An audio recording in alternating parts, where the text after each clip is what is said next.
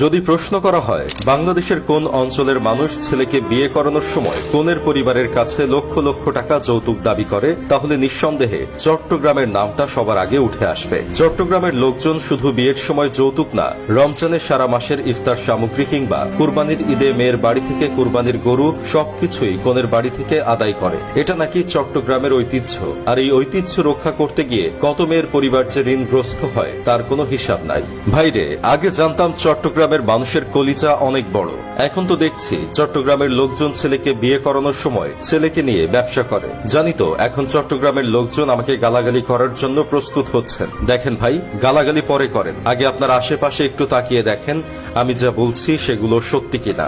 2-3 দিন আগের ঘটনা, চট্টগ্রামের পটিয়ায় রিমা আক্তার নামের এক অনার্স পড়ুয়া মেয়ে যৌতুকের জন্য তার গায়ে হলুদের দিন করেছে। গত রমজানে ব্যাংক কর্মকর্তা মোর্শেদের সঙ্গে রিমার বিয়ের কাবিন হয়। এর আগে মোর্শেদের সাথে রিমার 2 বছরের প্রেমের সম্পর্ক ছিল।